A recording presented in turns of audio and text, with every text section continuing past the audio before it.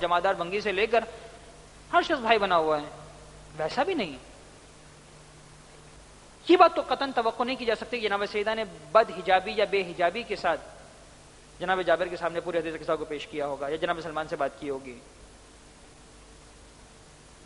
تو خدا را اتنا زیادہ سخت مت بنیے جتنا شریعت بھی سخت نہیں ہے۔ شریعت نے جو پابندی لگائی ہے وہ واجب حجاب کی پابندی لگائی ہے۔ واجب حجاب کے بعد گھر کے اندر سارے کام کیے جا سکتے ہیں، اپنے دیور کو چائے بھی دی جا سکتی ہے، اپنے جیٹھ کو کھانا بھی دیا جا سکتا ہے۔ گھر کے ماحول کو ہاسٹل کا ماحول مت بنائیے، گھر کے ماحول کو مسافر خانے کا ماحول مت بنائیے، گھر کو گھر رہنے دیجیے، گھر کو جنت بننے دیجیے۔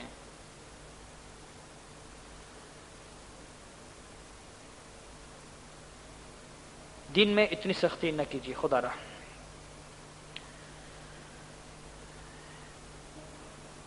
نام لیے بغیر پھر خواتین کی لڑکیوں کی بات ہو رہی ہے، لہذا ایک صاحب آئے ہمارے پاس، منگنی ہو گئی، جی ہاں، نکاح ہو گیا، جی ہاں صاحب ہماری بیوی جس سے میری شادی ہونے والی بڑی نیک ہے، بڑی با پردہ ہے، زبردست پردہ ہے۔ میں نے کہا صاحب کیسا پردہ ہے؟ کہنے لگے ایسا پردہ ہے کہ وہ حتیٰ خواتین کے سامنے بھی چادر نہیں اتارتی۔ ہمارے گھر آئی تھی، گھر کی خواتین نے کتنا اصرار کیا کہ دلہن اپنا چہرہ تو دکھاؤ، تب کہیں جا کر وہ مثلا انہوں نے حجاب اتارا، چہرہ کھولا۔ اور بس اسی دوران ایک چھوٹا سا نامحرم بچہ، چند سال کا بچہ، 5 سال کا، 6 سال کا بچہ، وہ کمرہ کھول کے گھر میں آ گیا تو اسی وقت میری بیوی کے پاس اتنا وقت نہیں تھا کہ وہ چہرہ ڈھانپ سکتی، اس نے وہیں سے چھلانگ لگائی اور وہ پلنگ کے نیچے گھس گئی۔ اب یہ ایک ایکسٹریم ہے، میں نے سنا، خاموش ہو گیا۔ یہ اس زمانے کی بات ہے جب مولانا صادق حسن صاحب قبلہ پاکستان میں ہوا کرتے تھے مستقل۔ میں نے ان سے ملاقات ہوئی، میں نے عرض کیا کہ مولانا اس قسم کا پردہ، اس کے بارے میں آپ کیا فرماتے ہیں؟ میں یہی نہیں صادق حسن صاحب کے جو الفاظ میں آپ کے سامنے پیش کر رہا ہوں، انہوں نے کہا کہ یہ پردہ حرام پردہ ہے۔ حرام ہے یہ پردہ، کس نے کہا ایسا پردہ کرنے کا؟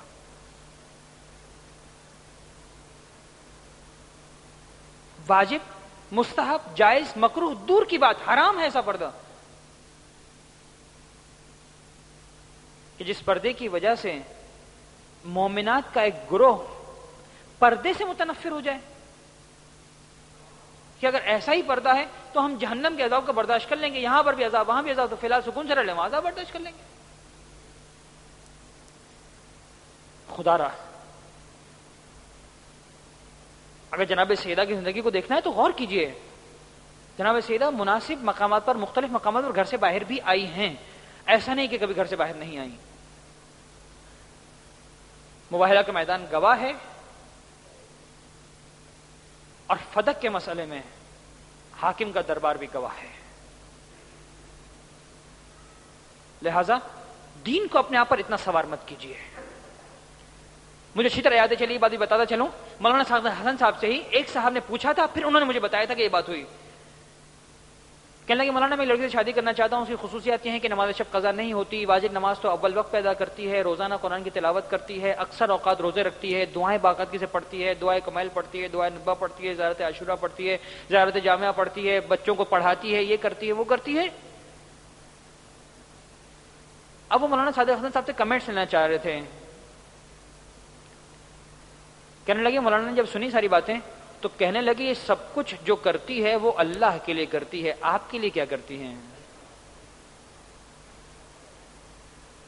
حقیقت بھی یہی ہے، عورت کے لیے آپ کے پاس کیا ہے؟ یعنی کہ میں خواتین سے بات کر رہا ہوں کہ اے میری محترم بہنوں، یہ ساری عبادتوں کی جو فہرست ہے یہ اللہ کے لیے ہیں، شوہر کے لیے آپ کے پاس کیا ہے؟ اگر ان ساری عبادتوں کے ساتھ صرف ایک چڑچڑے پن کا آپ مظاہرہ کریں اپنے شوہر کے ساتھ تو سب کچھ ضائع ہو رہ جائے گا۔ پروردگار اس عورت کی کوئی عبادت قبول نہیں کرتا جب سوئے اس حالت میں سوئے کہ اس کا شوہر اسے ناراض ہو۔ دین کو اپنے آپ پر ضرورت سے زیادہ سوار مت کیجیے، قطعاً۔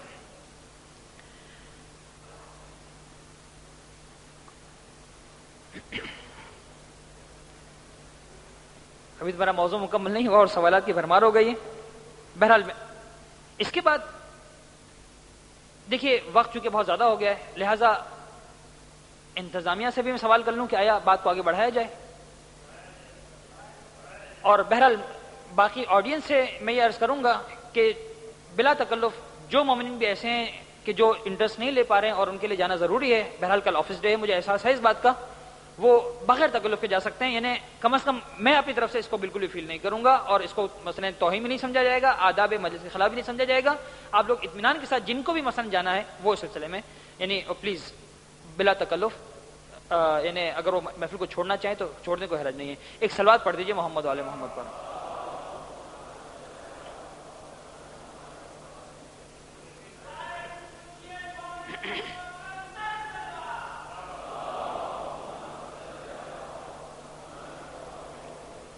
اگلا عنوان میرے پاس ہے ساس اور سسر کے لیے یعنی ماں باپ کے لیے ٹپس. تفصیلات میں پھر بھی نہیں جاؤں گا، بہت مختصر. سب سے پہلی بات ساس اور سسر اس حوالے سے کہ عام طور پر لڑکی رخصت ہو کر اپنے شوہر کے یہاں آتی ہے اور شوہر کے ماں باپ کے ساتھ رہتی ہے، لہذا زیادہ تر باتیں شوہر کے ماں باپ کے لیے ہیں، ورنہ دونوں ماں باپ کے لیے ہیں. یعنی دلہن کے ماں باپ کے لیے بھی ہیں، دلہا کے ماں باپ کے لیے بھی باتیں ہیں. سب سے پہلی بات اپنے بچوں کو ان کی خوشی کی زندگی گزارنے دیں. جب آپ کی شادی ہوئی تھی آپ پسند کرتے تھے کہ آپ کے معاملات میں کوئی انٹرفیئر نہ کرے. میں بہت چھوٹی چھوٹی باتیں کر رہا ہوں. آپ چاہتے تھے کہ آپ کا شوہر جب رات کو گھر پر آئے تو 2 روپے کی مونگ پھلی چھپا کر لے کر آئے. یہ میں والدین سے بات کر رہا ہوں.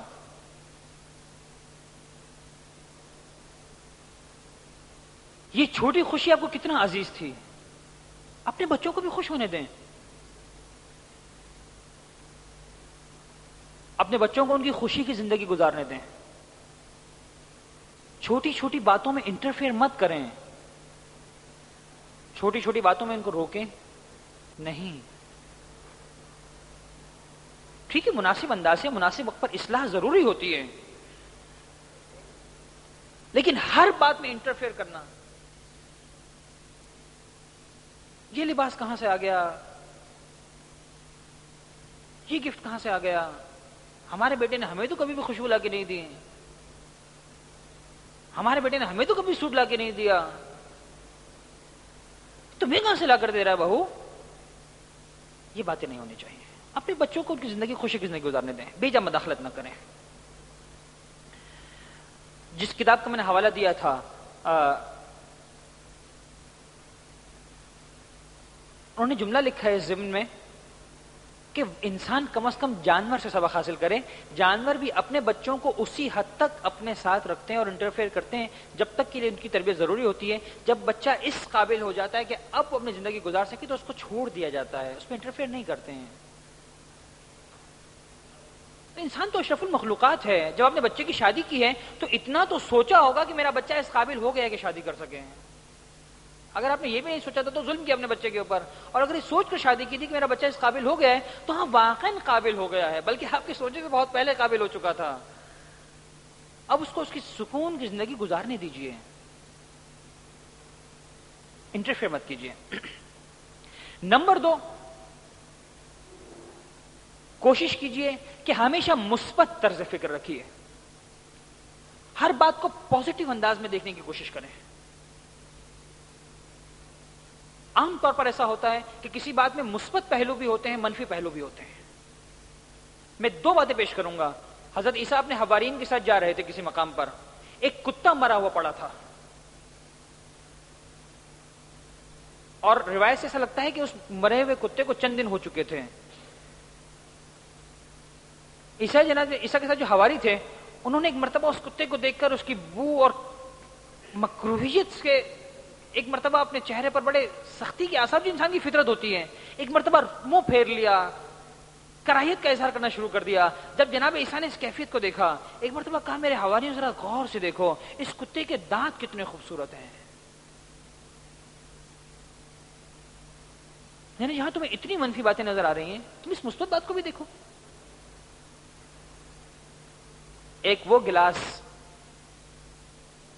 کہ جس میں 100 ml 100 ملی لیٹر پانی آنے کی گنجائش ہے، اور اس کے اندر 50 ملی لیٹر پانی موجود ہے. اس گلاس کے بارے میں، مثلا یہ گلاس اتفاقاً بالکل سیم مثال بن رہی ہے، اس گلاس کے بارے میں دو طرح کے جملے آپ کہہ سکتے ہیں. آپ یہ بھی کہہ سکتے ہیں کہ یہ گلاس آدھا خالی ہے، یہ بھی کہہ سکتے ہیں کہ یہ گلاس آدھا بھرا ہوا ہے. دونوں جملے صحیح ہیں، کوئی جملہ غلط نہیں ہے. لیکن جب آپ کہتے ہیں یہ گلاس آدھا بھرا ہوا ہے تو یہ آپ نے مثبت پہلو کو لیا، اور جب آپ کہتے ہیں آدھا گلاس خالی ہے، یہ آپ نے منفی پہلو سے بات کی. کوشش کیجیے اپنی فکر کو مثبت بنائیے، پازیٹو بنائیے. یہ مت دیکھیے کہ آدھا گلاس خالی ہو گیا ہے، خوش ہوئیے آدھا گلاس پانی تو ہے. یہ مت دیکھیے کہ بہو نے 2 مرتبہ مجھے سلام نہیں کیا، غور کیجیے 1 مرتبہ تو سلام کیا. یہ مت کہیے میری بہو نے مجھے سلام نہیں کیا، یہ سوچئے سلام کا جواب تو دیا. مثبت پہلو رکھیے. البتہ خواتین کی چونکہ بات گزر چکی ہے، ورنہ ان کی ذمہ داریاں بھی ہیں اپنی. میں گویا یہ نہیں کہنا چاہ رہا کہ ہمیشہ ساس ہی سلام کریں اور ہمیشہ بہو ہی جواب دے. مقصد یہ ہے کہ مثبت پہلو ذہن میں رکھیے، آخرت کے اجر کو ذہن میں رکھیے، شریعت نے جو گفٹس مقرر کیے ہیں اس کو ذہن میں رکھیے. آپ سمجھتی ہیں کہ اگر آپ نے سلام کیا تو آپ چھوٹی ہو جائیں گی؟ جی نہیں، شریعت نے 100 انعامات رکھے ہیں سلام و جواب کرنے والے کو، 99 انعامات اس کے لیے ہیں جو سلام کرتا ہے. مجھے اسی طرح یاد ہے ہمارے ایک استاد آغا رفیعان، بڑی بزرگ اور واقعی مقدس ہستی ہیں، اللہ ان کو سلامت رکھے. ابھی بھی مدرسے میں وہ واحد استاد تھے جن کے بارے میں مشہور تھا کہ خوش نصیب ہے وہ طالب علم جو اپنے استاد کو سلام کرنے میں کامیاب ہو جائے. محال تھا کہ کوئی اس طالب علم کو سلام کر پاتا. اتنے عظیم استاد، لیکن عجیب عادت تھی ان کی، وہ کسی کو سلام کرنے کا موقع دیتے ہی نہیں تھے. اور یقین جانیے صرف اس بنیاد پر جو ان کی عزت تھی، اس معیار کی عزت کسی اور استاد کی نہیں تھی. اس حوالے سے انسان سمجھتا ہے کہ سلام کر کے میری عزت کم ہو جائے گی، اتفاقاً عزت بڑھ جاتی ہے. مثبت طرز فکر رکھیے، ہر چیز کو پازیٹو انداز میں لینے کی کوشش کیجیے. اسی سے نمبر 3 پوائنٹ جو میرے پاس آ رہا ہے وہ یہ کہ بدگمانی سے بچیے. تو تقریباً ریلیٹڈ پوائنٹ ہے. بدگمانی بہت بری بلا ہے، مثبت لیجیے. مجھے اچھی طرح یاد ہے میرا اپنا واقعہ تقریباً 2-3 ہفتے پہلے اسی شعبان کے مہینے میں کراچی کے ایک دور کے محلے میں مجھے نکاح پڑھنے کے لیے جانا تھا. ایک رشتے کی ہماری بہن ہے، ان کی بیٹی کا نکاح پڑھنا تھا، اور چونکہ رشتہ اتنا نزدیک کا تھا کہ میں نے کہا تھا میں خود پہنچ جاؤں گا. عام طور پر جب نکاح کی بات ہوتی ہے تو عام طور پر ہماری طرف سے کی درخواست ہوتی ہے کہ صاحب مہربانی کیجیے گا، پک اینڈ ڈراپ کا انتظام کر دیجیے گا. وہ بھی اس لیے کہ اگر ہم اپنے وقت پہ پہنچ گئے جو وقت کارڈ میں لکھا ہوا ہے تو 2-2 گھنٹے بیٹھنا 5 منٹ کے نکاح کے لیے ایک انتہائی تکلیف دہ عمل بن جاتا ہے. لیکن وہاں میں نے کہا میں خود پہنچ جاؤں گا. اب پروگرام سے آدھا گھنٹہ پہلے جب وہ لوگ گھر سے نکل رہے تھے شادی ہال میں جانے کے لیے، ان کا فون آیا ہماری بہن کا کہ بھائی آپ کہاں پر ہیں، پہنچ رہے ہیں؟ اب تک پہنچے نہیں، آپ سے بات ہوئی تھی کہ آپ 15-20 منٹ پہلے آ جائیں گے. میں نے کہا بس میں تھوڑی دیر پہنچ رہا ہوں. اصل میں بات یہ تھی کہ میں کسی اور جگہ گیا تھا کراچی کی دوسرے دور کے محلے میں، اور وہاں سے میں گاڑی ڈرائیو کر کے آ رہا تھا. عین اس وقت جب نمائش گرو مندر کی نمائش کی چورنگی سے میں اندر کی طرف آ رہا تھا، اس وقت ان کا فون آیا. ایک طرف سے میں گاڑی ڈرائیو کر رہا تھا، ایک طرف سے فون اٹینڈ کر رہا تھا. عین اس وقت میری گاڑی کے سامنے ایک اور گاڑی آ کر کھڑی رہ گئی گلی سے نکل کر. اب وقت میرے پاس کم تھا، مجھے گھر جا کر تیار بھی ہونا تھا اور جگہ پہنچنا بھی تھا. ٹوٹل 20 منٹ باقی تھے اور میرے پاس جو سارا پروسیس تھا وہ کم سے کم آدھے گھنٹے کا پروسیس تھا. یعنی آلریڈی میں 10 منٹ لیٹ ہو چکا تھا اپنے پروگرام کے اعتبار سے. جیسی ہی گاڑی میرے سامنے بے ساختہ زبان سے جملہ نکلا کہ میں کہاں پھنس گیا ہوں، اور وہاں سے بہن کی آواز ہے بھائی کیا ہو گیا ہے. یعنی انہوں نے کہا کہ آپ ٹائم پہ پہنچ جائیے گا، اور جواب میں میرے منہ سے جملہ نکلا کہ میں کہاں پھنس گیا ہوں. اب یہ مجھے معلوم ہے کہ جملہ میں نے ان کو نہیں کہا تھا کہ کہاں پھنس گیا ہوں، لیکن آپ ذرا سچویشن میں غور کیجئے کہ وہ خاتون مجھے کہہ رہی ہیں کہ بھائی آپ کب پہنچیں گے، اور جواب میں انہیں یہ جملہ مل رہا ہے کہ میں کہاں پھنس گیا ہوں. ایک انتہائی ناگواری کے عالم میں. خیر وہ تو وضاحت میں نے کر دی اور انہوں نے مجھ پہ بھروسہ بھی تھا، لہٰذا وضاحت ہو بھی گئی. لیکن اب غور کیجئے کہ بعض اوقات سچویشن ایسی بھی بن جاتی ہے کہ آپ کوئی بات کرتے ہیں، ریپلائی آپ کو ویسا نہیں ملتا جیسا آپ چاہتے ہیں. اس کی وجہ یہ نہیں ہوتی ہے کہ وہ آپ سے بدتمیزی کرنا چاہ رہے ہیں، وجہ یہ ہوتی ہے کہ وہ خود کوئی ایسا بیک گراؤنڈ پیچھے بنا ہوا ہوتا ہے مثلا اسی وقت بچے نے رونا شروع کیا، مثلا اسی وقت مثلا کوئی کام یاد آ گیا، مثلا اسی وقت جب ساس مثلا بلا رہی ہے کمرے میں اور اس بہو نے دیکھا کہ مثلا فرض کے لیے چائے کا پانی ابل گیا، دودھ مثلا ابل کے گر رہا ہے اور اس کو جواب نہ دے پائی، مثبت فکر رکھیے، بدگمانی سے پرہیز کیجیے. کسی نے اگر کوئی بات بتا دی، خدا را سوء ظن سے پرہیز کیجیے. بدگمانی سب سے زیادہ مہلک ہتھیار ہے شیطان کے ہاتھ میں، جس سے وہ خاندانوں کو اجاڑ دیا کرتا ہے.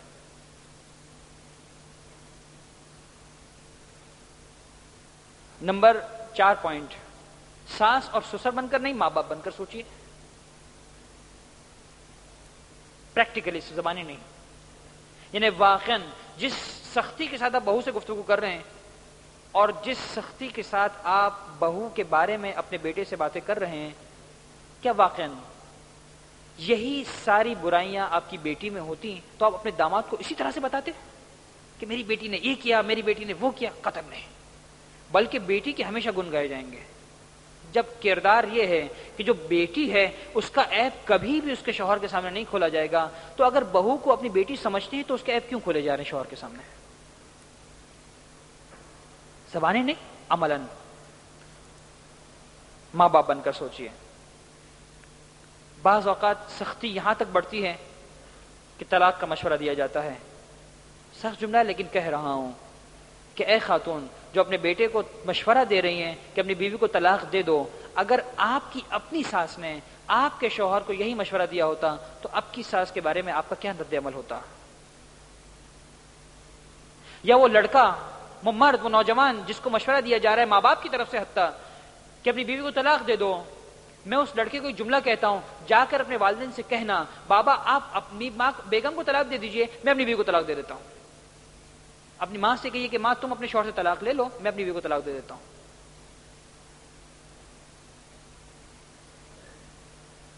کیا وہ عورت اپنے لیے طلاق کا سوچ سکتی ہے جو اپنے بچے کو یہ مشورہ دے رہی کہ طلاق دے دو؟ سب سے اہم پوائنٹ ماں باپ کے لیے، ساس سسر کے لیے ہیں، اپنی بہو کو اپنے ماضی کی محرومیوں کے انتقام کا نشانہ نہ بنائیے. اپنی بہو کو اپنے ماضی کی محرومیوں کے انتقام کا نشانہ نہ بنائیے. اکثر اکثر اکثر سختیوں کے بعد، مظالم کے بعد، ظلم کے بعد، چپقلش کے بعد جملہ یہ آتا ہے، ارے یہ تو کچھ بھی نہیں ہے، ہماری ساس نے ہم پر کیا کیا کیا اور ہم نے کتنا برداشت کیا. کیا واقعا اب راضی تھی کہ آپ کے ساتھ وہ سب کچھ ہوتا جو آپ کے ساتھ ہوا؟ اگر آپ راضی نہیں تھیں تو آج اپنی بہو کے لیے کیوں راضی ہو رہی ہیں؟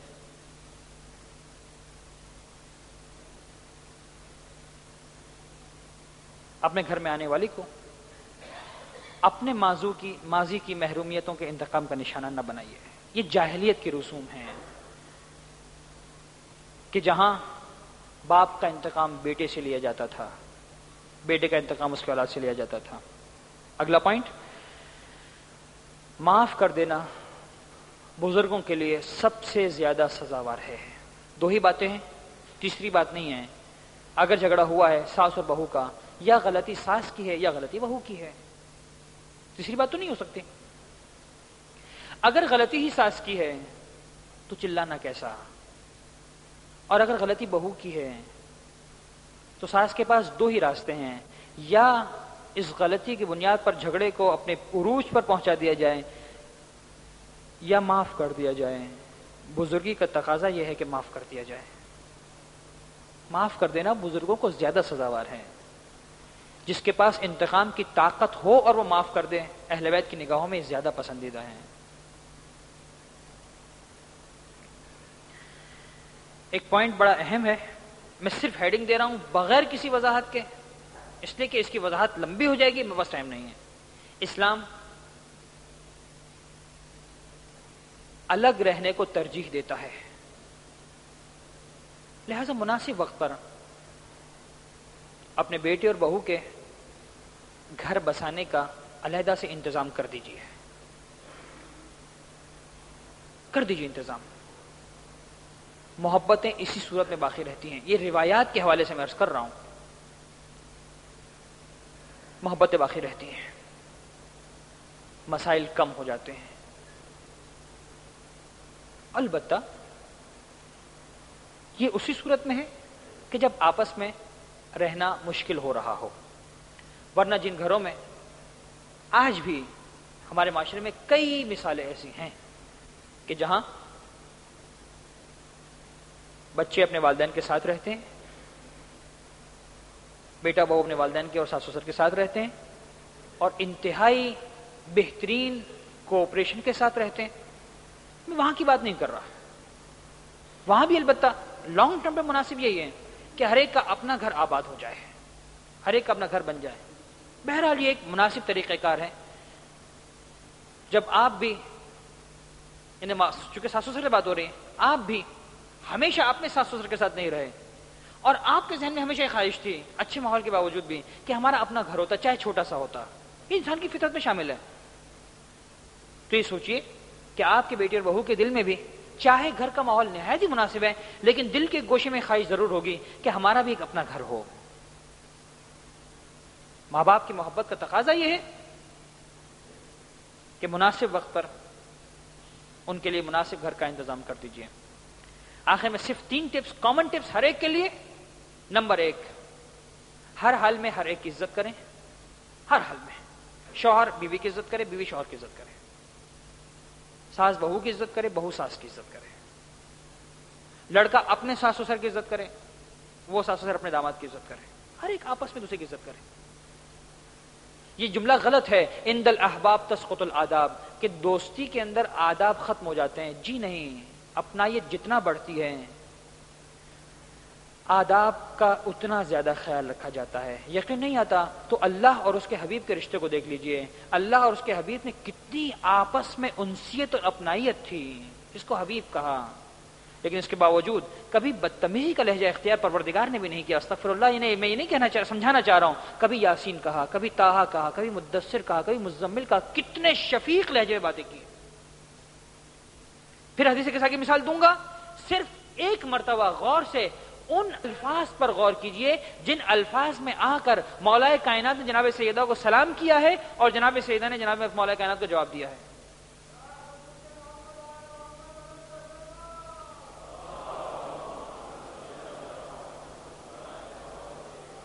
باقاعدہ القاب کے ساتھ بلایا جا رہا ہے، القاب کے ساتھ جواب دیا جا رہا ہے. مولا کائنات نے پیغمبر اکرم کو پاس آ کر جب حدیث کے ساتھ میں آ کے سوال کیا ہے، سلام کیا ہے، کس لہجے میں سوال کیا ہے، کن الفاظ کے ساتھ سوال کیا ہے؟ باقاعدہ کنیتوں کے ساتھ بلایا گیا، احترام کے ساتھ بلایا گیا. احترام کو باقی رکھیے. میاں اور بیوی کی آپس کی محبت مولا کائنات اور سیدہ کی محبت سے زیادہ نہیں ہو سکتی. اس محبت کی عظمت کے باوجود یہ دونوں میاں بیوی ایک دوسرے کا خیال رکھتے ہیں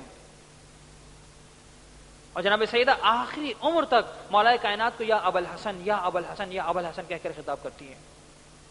بدتمیزی نہیں ہے. مولا کائنات بنت رسول کہہ کر خطاب کرتے ہیں، بدتمیزی نہیں کرتے ہیں. اس لیے میری بیوی جس طرح بات کی جائے عزت کیجیے، احترام کیجیے. محبت اس لیے نہیں ہے کہ احترام کو ختم کر دیا جائے. آخری بات جو میں نے کہا تھا کہ ایک اور ٹپ، یہ انتہائی اہم ٹپ ہے. پلیز مرد حضرات اور خواتین دونوں، میاں بیوی بطور خاص، یہ صرف میاں بیوی کے لیے ہے ٹپ. اسپیشلی اس بات کا خیال رکھیے کہ خبردار کسی بھی صورت میں اپنے کیس کے اندر کسی اور کو درمیان میں مت ڈالیے. اسٹرکٹلی جتنا زیادہ محبت کے ساتھ آپ دونوں اپنے مسئلے کو حل کر سکتے ہیں، کوئی تھرڈ پارٹی اتنا محبت کے ساتھ کبھی بھی آپ کے مسئلے کو حل نہیں کر سکتے. کم از کم اتنا تو ہوگا کہ آپ کو اپنے سارے کے سارے راز کسی تھرڈ پارٹی کے سامنے کھولنا پڑیں گے، حتیٰ اپنے ماں باپ. یہ جملہ میں خواتین سے بھی کہہ رہا ہوں، خدا را اے میری بہن، اگر شوہر یا شوہر کے گھر والوں کی طرف سے کوئی تکلیف ہو رہی ہے، خبردار اپنے ماں باپ کے سامنے جا کر بھی اس کیس میں ان کو شریک مت کرو. نہیں کرنا شریک، مت بتاؤ. اور میں لڑکوں سے بھی کہہ رہا ہوں، خبردار اپنے اور اپنے بیوی کے معاملات میں اپنے ماں باپ کو بھی انٹرفیئر کرنے کا موقع مت دیجیے. اپنی زندگی خود گزاریے، اپنی زندگی خود گزاریے. بہرحال یہ طے ہے کہ جتنا محبت سے آپ اپنے لیے فیصلہ کر سکتے ہیں اتنا محبت سے کوئی اور آپ کے لیے فیصلہ نہیں کر سکتا. آخری بات کو مکمل کر دوں، معاف کر دیجئے، ہمیشہ معاف کر دیجئے. یعنی اپنی زندگی کا موٹو لوگو بنا لیجئے کہ ہمیں معاف کر دینا ہے، درگزر کرنا ہے، بخش دینا ہے. کیا آپ نہیں چاہتے کہ پروردگار قیامت کے میدان میں آپ کو بخش دے؟ ہر انسان چاہتا ہے، ہر انسان چاہتا ہے. یقین جانیے، جہاں واقعاً کسی قصوروار کو آپ نے بخش دیا، زیادہ سے یہی ثابت کریں گے آپ کے ساتھ سامنے لوگ قصوروار ہے، بڑا سخت قصور ہے، بڑا سخت گناہگار ہے، بڑا سخت اس نے وہ کیا، ٹھیک ہے مان لیا، معاف کر دیجئے. پروردگار عالم نے وعدہ کیا ہے کہ جو دنیا میں میرے بندوں کو معاف کرے گا، آخرت کے میدان میں میں اس کو معاف کر دوں گا. معاف کر دیجئے، سارا مسئلہ ہی ختم ہو جائے گا. لیکن اگر آپ نے معاف نہیں کیا تو یقیناً بات بہت آگے بڑھے گی، جھگڑے بہت آگے بڑھیں گے. جو کچھ میں نے آج پیش کیا آپ کے سامنے، یہ ان ساری باتوں کا خلاصہ ہے جو مجھے پیش کرنا تھی. ورنہ یہ موضوع میں نے شروع میں عرض کیا تھا کہ بہت طویل موضوع ہے اور بہت طویل اس پر گفتگو کی جا سکتی ہے، لیکن ظاہر سی بات ہے کہ ہم ساری کی ساری گفتگو یہاں پر کرنے کے لیے نہیں بیٹھے تھے. اور چونکہ میرا آخری نقطہ بھی یہی تھا کہ معاف کر دیجئے، تو آپ تمام حضرات سے میں یہی کہتا ہوں کہ میری کوئی بھی بات ایسی ہو جس سے مجھے اندازہ ہے کہ دوران گفتگو بہت ساری باتیں ایسی آ گئی ہوں گی جس میں کسی کے دل کو چوٹ لگی ہوگی، تکلیف پہنچی ہوگی، یہ ممکن ہے. میں نے کوشش کی ہے کہ کسی طرح کی بھی بات کسی فرد کو مد نظر رکھ کے نہ کی جائے، لیکن لوگ اپنی مرضی سے کام کرتے ہیں کہ دیکھا مولانا تو کیسی بات کر رہے تھے کہ تم سمجھو اس بات کو، اور میری اس بات کی وجہ سے کسی کے دل کو تکلیف ہو تو آخری بات میں خود کہتا ہوں کہ مجھے معاف کر دیجیے گا، مجھ سے درگزر کیجیے گا. یہ باتیں جتنی باتیں کی ہیں اس بارے میں یقین کے ساتھ قسم کھا کے کہہ سکتا ہوں کہ صرف اور صرف ایک مقصد تھا، اپنا پیغام دینا اور معاشرے کی اصلاح میں اپنے رول کو ادا کرنا. باقی آپ کی ذمہ داری ہے کہ آپ کس طرح سے اپنے معاشرے کے رول کو ادا کر سکتے ہیں. چونکہ جناب خدیجہ کی وفات کی شب ہے، اس دعا کے ساتھ اپنی گفتگو کو مکمل کریں. پروردگارا اپنے گھرانوں میں جناب خدیجہ اور پیغمبر اکرم کے درمیان جس طرح کا ماحول تھا اس طرح کا ماحول بنانے کی ہم سب کو توفیق عنایت فرما. اسی طرح مولا کائنات اور جناب سیدہ کے درمیان جو الفت و محبت تھی اور جو طریقہ کار تھا اس طریقہ کار کو عملی بنانے کی ہم سب کو توفیق عنایت فرما. ایک مرتبہ صلوات پڑھ دیجیے محمد و آل محمد پر.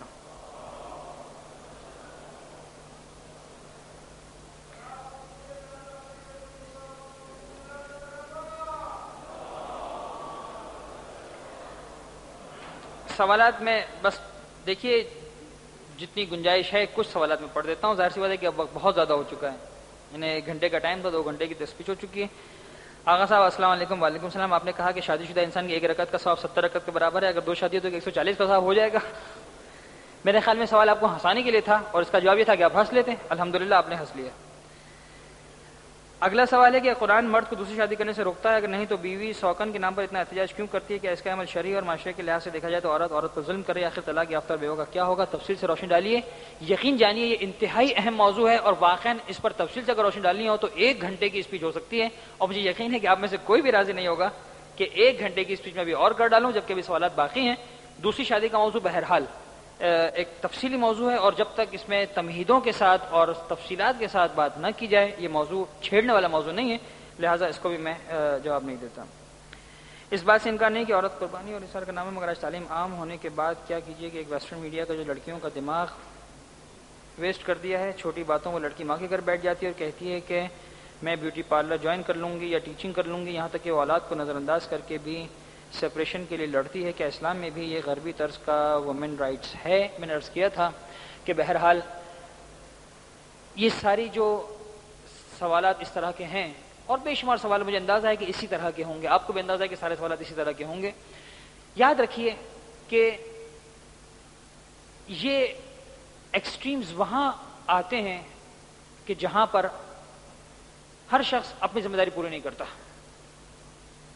اور عام طور پر بطور خاص میں اپنی بہنوں سے اور بیٹیوں سے کہوں گا کہ یہ جو سوالات آ رہے ہیں مرد حضرات کی طرف سے کہ مثلا عورت گھر پہ بیٹھ جاتی ہے ذرا سی بات پر، یقین جانیے عورت اگر صحیح طریقے سے اپنی ذمہ داری کو پورا کرے، جس میں سب سے اہم چیز برداشت شامل ہے، اتنا عظیم اجر اس کے لیے ہے آخرت کے اندر. اور اس کے علاوہ میں صرف ایک جملہ کہتا ہوں کہ برداشت کرنے کی صورت میں جتنا پیس آف مائنڈ اس دنیا میں آپ کو ملتا ہے وہ برداشت نہ کر کے نہیں ملتا. یعنی آپ یقین جانیے بڑی اطمینان کے ساتھ آپ اس نتیجے پر پہنچ سکتے ہیں کہ وہ خواتین جنہوں نے سپریشن کر لیا، ڈائیورس لے لیا، اگر ان خواتین سے پوچھا جائے کہ اپنے اور خدا کے درمیان سچ سچ بتائیے کہ ڈائیورس کے بعد آپ زیادہ ہیں یا ڈائیورس سے پہلے سختیوں میں آپ زیادہ مطمئن تھیں، مجھے یقین ہے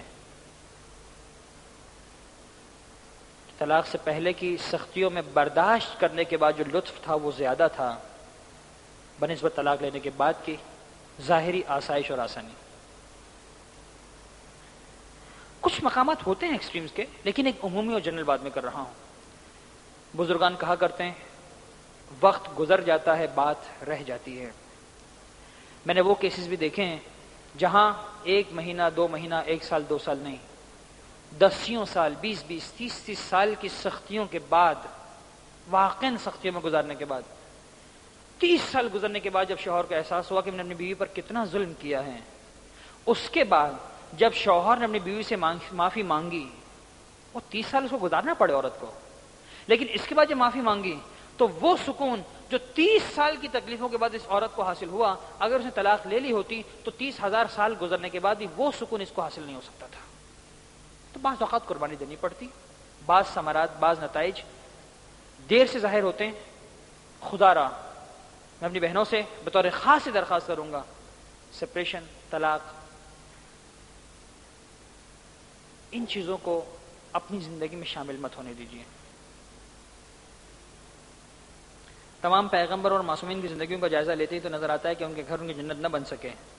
اکثر نبی اور اماموں کی بیویوں کے ساتھ اچھی نہیں بنی. ایسا کیوں ہوا؟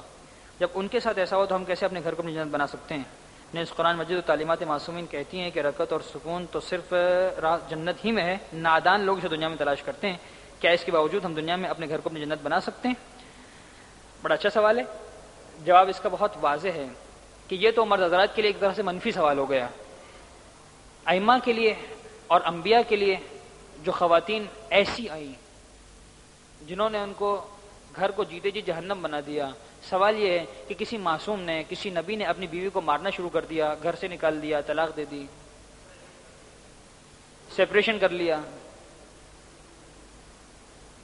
یہ تو مرد حضرات کے لیے ہے کہ دیکھو اگر انبیاء کی سنت پہ چلنا ہے تو اگر بیوی خراب آ گئی، میں نے کہا 2 الگ الگ باتیں ہیں. ایک سوال اس وقت ہوتا ہے کہ جب ہم شادی کرنا چاہتے ہیں، وہ ہمارے موضوع میں شامل نہیں تھا. ایک اس وقت کی کیفیت ہے جب شادی ہو چکی ہے. ایک بات یاد رکھیے گا، کامیاب انسان وہ ہے جو اویلیبل ریسورسز کے اندر بہترین فیصلہ کر سکے. یہ ہونا چاہیے اور وہ ہونا چاہیے، یہ سب چیزیں کتابوں میں بڑی اچھی لگتی ہیں، لیکن کیا ہے اس میں انسان کیا فیصلہ بہترین کر سکتا ہے؟ جو انسان اویلیبل ریسورسز کے اندر بہترین ڈیسیشن لے سکتا ہے وہ کامیاب انسان ہے. اگر کسی وجہ سے غلطی ہو گئی ہے اور ایسی شریک حیات آپ کی زندگی میں داخل ہو چکی ہے جس سے آپ مطمئن نہیں ہو رہے، قرآن نے آپ کو دلاسا دیا، عسیٰ ان تکرہوا شیئا وجعل اللہ فیہ لکم خیرا کثیرا. میں نے آیت پڑھی تھی، این ممکن ہے کسی چیز کو تم کراہیت کی نظر سے دیکھو. یہ قرآن لفظ کراہیت استعمال کر رہا ہے، عام انسان کی بات نہیں ہو رہی. یعنی قرآن اگر کراہیت کا استعمال کر رہا ہے تو واقعاً جو کراہیت ہوتی ہے اس کے لیے استعمال کر رہا ہے. پھر بھی خدا کہہ رہا ہے ممکن ہے تمہیں کراہیت لگ رہی ہو اور خدا نے اسی میں خیر کثیر کو تمہارے لیے قرار دیا ہو. تو پھر انسان کا ایک امتحان ہے اور انبیاء بھی اس امتحان سے گزرے ہیں. اور یہ بات غلط ہے کہ اکثر انبیاء کے گھر ان کی جنت نہیں بن سکا. کچھ ہی ایسی مثالیں ہیں، ورنہ اکثر مثالیں ایسی ہیں کہ جہاں پر انبیاء کے اور ائمہ کی اور اس سے پہلے کے انبیاء میں بھی بہرحال بہترین شریکائے سفر رہی ہیں اور بہترین خواتین اپنی زندگی میں رہی ہیں. اکثر کہا جاتا ہے کہ رشتے آسمان میں بنتے ہیں، آپ اس کی وضاحت کریں. پروردگار عالم اپنے علم سے جانتا ہے. میں نے عرض کیا تھا جو میں نے ایک عنوان جو لیا تھا، ایک سبجیکٹ، ایک ہیڈنگ جو بنائی تھی کہ اس کا آئیڈیل بھی ویسا ہی تھا، ایک لطیفہ آپ کو سنایا تھا میں نے ایک پروفیسر کا، تو اگر آپ ذہن میں لائیں گے تو اس اعتبار سے یوں سمجھ لیجیے کہ خود بخود رشتے بن ہی جاتے ہیں آسمان پر، کہ پروردگار نے ہر انسان کو اس کی کیٹیگری کے اعتبار سے جو مناسب رشتہ تھا وہ لگا دیا ہے. البتہ چوائسز انسان کے ہاتھ میں، اپنی ثواب جیت کے اعتبار سے اور اپنے شعور کے اعتبار سے جب وہ چوائس کرنے نکلتا ہے تو بعض چیزوں کو ترجیحات دینے کے بعد وہ بعض چیزیں اختیار کرتا ہے. تو بہرحال ایک حد تک کہا جا سکتا ہے کہ رشتے آسمان پر بنتے ہیں. اگر گھر میں جھگڑے ہو رہے ہیں اور بیوی ان جھگڑوں کو اپنے میکے یا بھائیوں سے کہے جائز ہے یا نہیں؟ میں اس وقت حلال اور حرام کی بات کرنے نہیں بیٹھا. اب یقین جانیے یہ خود ایک کم سے کم 15 منٹ کا موضوع تھا جس کو میں نے چھوڑ دیا. حلال اور حرام، حلال اور حرام لمٹس ہوا کرتے ہیں، باؤنڈری والز ہوا کرتی ہیں. ایک جملہ درمیان میں اشارتاً کہا تھا کہ اگر ہم ہر جگہ واجب اور حرام کی بات کریں گے تو گھر جنت نہیں بنے گا، کورٹ کا اکھاڑا بن جائے گا. لہٰذا یہ بات مت کیجیے کیا جائز اور کیا نہیں. جنت بنانے کے لیے بہرحال صرف جائز اور ناجائز کی بات نہیں ہوگی، بلکہ کچھ کمپرومائز ہوگا اور کچھ خوشی ہوگی. ایک لطیفہ جو میں نے سوچا تھا بہت شروع میں کہ بیان کروں گا، نہیں کیا تھا، اب سن لیجئے. جھگڑوں کے حوالے سے ہمارے ایک بزرگ ہیں، وہ کہا کرتے ہیں کہ ان کے زمانے میں بزرگ تھے، آج سے تقریباً 100-150 سال پہلے، تقریباً 100 سال پہلے.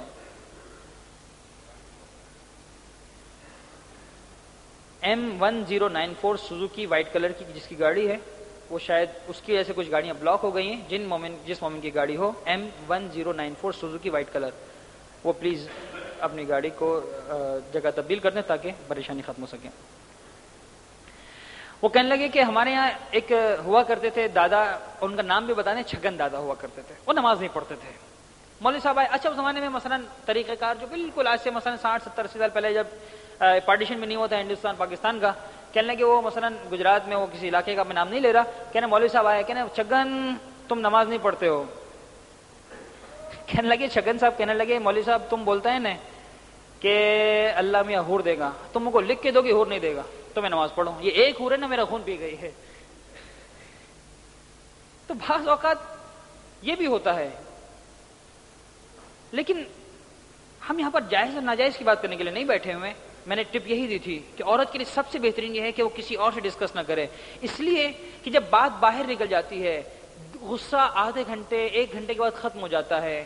یہ عورت نے جا کے وہ جھگڑے تو بتا دیے باہر جو گھر میں ہوئے تھے، اس کے بعد 1 گھنٹے بعد مثلا کسی وجہ سے شوہر کو خیال آ گیا، اس نے مثلا کوئی تحفہ لا کر دے دیا، سوری کر لیا، بات ختم کر دی، لیکن وہ جو بات باہر چلی گئی وہ تو صحیح نہیں ہو سکتی. میاں بیوی کے جو تعلقات ہوا کرتے ہیں وہ بعض اوقات گھنٹوں کے جھگڑے سیکنڈوں میں حل ہو جاتے ہیں. لہذا خیال رکھنا چاہیے.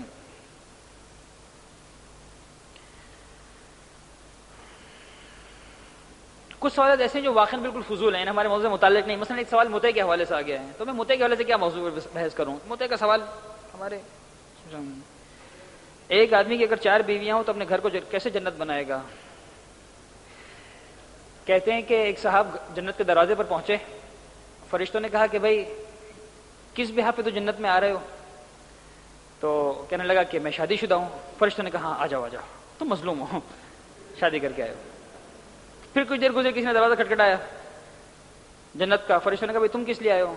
کہا میں دنیا میں 2 شادیاں کی تھیں. کہا تم تو جلدی آؤ، تم تو بہت مظلوم ہو.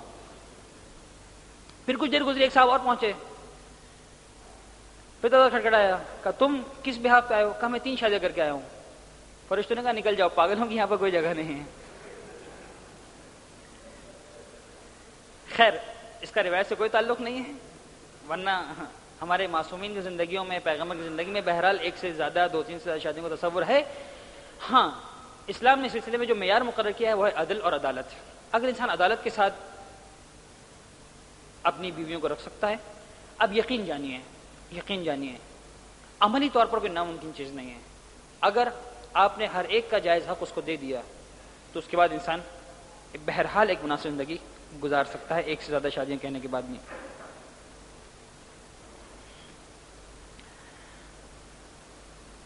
آپ نے ایک مثال دی کمبل والی، اگر یہ مثال گرمی میں دی جائے تو کیا ہوگا؟ آپ نے ایک بات کہی کہ ماں کے سامنے کہے کہ ماں تو صحیح ہے اور بیوی کے سامنے کہے کہ تو صحیح ہے، اور اس میں بھی جھوٹ کا عنصر شامل ہے، تو پھر بھی ہم کیا کریں؟ جھوٹ بولیں. بات یہ نہیں کہ جھوٹ بولیں، بعض اوقات شریعت اصلاح کے لیے جھوٹ بولنے کی اجازت بھی دے دیتی ہے. یہ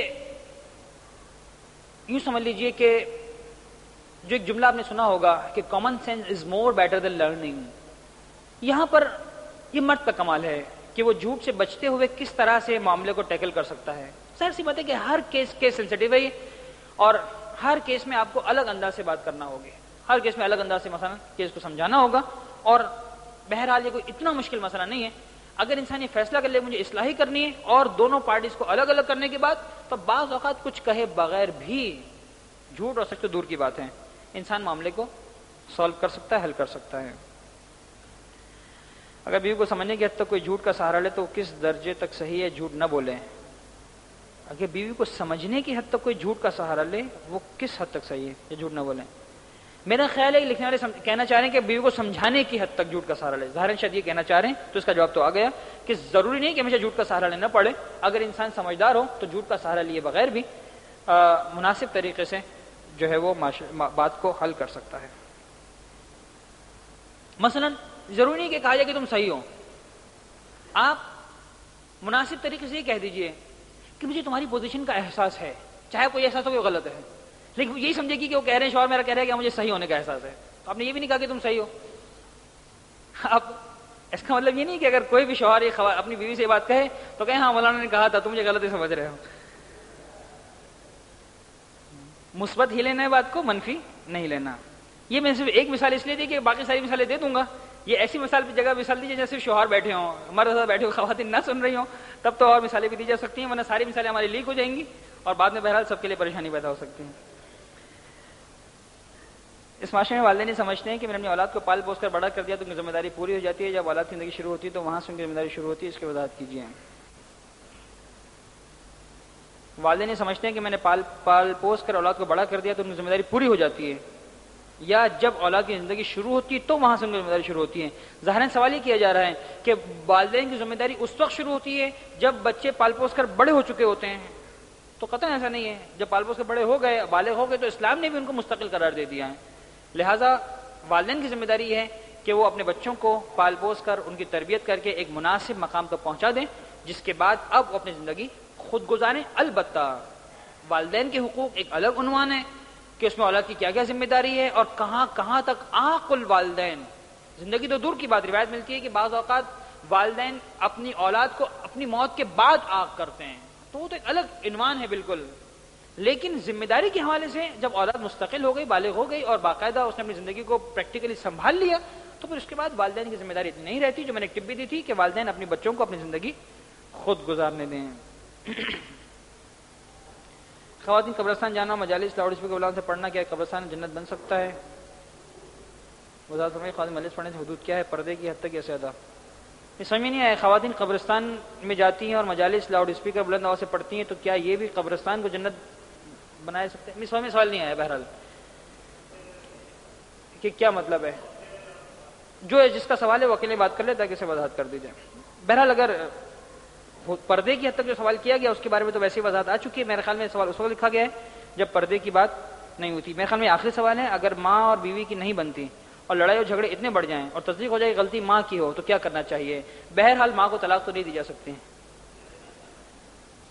لہٰذا اگر کسی مقام پر آپ یہ احساس کرتے ہیں کہ غلطی والدہ کی ہے، جبکہ ضروری نہیں کہ ہمیشہ ایسا ہو، تو پھر بھی مناسب ترین طریقہ کار یہ ہے کہ ماں کی عزت اور احترام میں کمی نہ آنے دی جائے. اور اس میں بھی اگر یہ طے ہے کہ غلطی ماں کی ہے اور بیوی صحیح ہے، تو پھر اس بیوی کا صحیح ہونا کم از کم اتنا تو آپ کو کام آنا چاہیے کہ وہ آپ کے ساتھ اتنا پارٹیسپیٹ کر لیں. آپ اس کو یہ سمجھا دیں کہ غلطی میری ماں کی ہے، میں سمجھتا ہوں کہ میری ماں کی غلطی ہے، تم بھی سمجھتے ہو، میں اپنی ماں کے سامنے کچھ بات نہیں کروں گا، لیکن اگر میں تمہیں ڈانٹ بھی دوں تو سمجھ جانا کہ تمہیں جھوٹ ڈانٹ رہا ہوں، غلط ڈانٹ رہا ہوں. اگر واقعی بیوی صحیح ہے تو اتنا پارٹیسپیشن تو کرے گی، نتیجتاً ماں بھی خوش ہو جائے گی اور بیوی بھی خوش ہو جائے گی. وآخر دعوانا ان الحمدللہ رب العالمین. اس دعا کے ساتھ کہ پروردگار واقعاً ہم سب کے گھر جہاں جہاں جنت آلریڈی ہے وہاں اس کی برکتوں میں اور اضافہ کرے. اگر کسی وجہ سے کہیں پر کمی یا بیشی یا نقص عیب رہ گیا ہے تو پروردگار ہمیں اپنے گھروں کو جنت بنانے کی توفیق عنایت فرمائے.